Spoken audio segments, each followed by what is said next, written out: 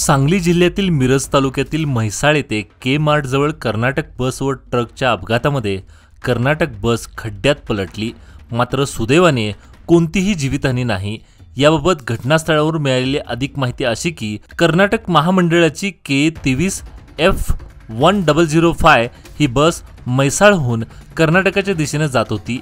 यावेळी कागवाडहून म्हैसाळच्या दिशेने ऊस वाहतूक करणारा मोकळा ट्रॅक्टर MH10DN9557 दोन ट्रॉलीसह म्हैसाळच्या दिशेने येत होता। कर्नाटक बसने ट्रॅक्टरच्या मागे असणाऱ्या ट्रॉलीला धडक दिली। त्यानंतर चालकाचा बसवरील ताबा सुटल्याने बस पलटी झाली। यावेळी बसमधून जवळपास 40 प्रवासी प्रवास करीत होते।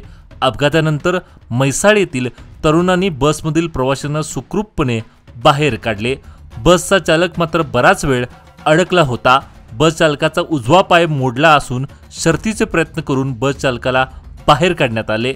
सर्व जखमींवर मिरज येथील शासकीय रुग्णालयात म्हैसाळ आणि कागवाड याच्यामध्ये आपल्या एक ST बस मेजर ॲक्सिडेंट होऊन उलटी झालेली आहे, पलटी झाली आहे आणि त्यामधील 20 पेशंट आपल्याकडं ॲडमिट झाले।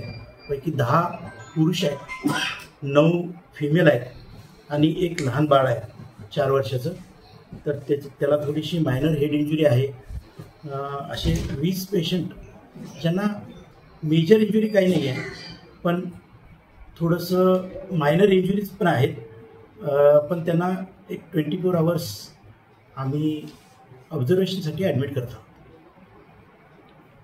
उपचार सुरू आहेत। घटनेची माहिती मिळताच मिरज ग्रामीण पोलीस स्टेशनचे पोलीस अधिकारी, वाहतूक शाखेचे पोलीस कर्मचारी तात्काळ घटनास्थळी पोहोचले।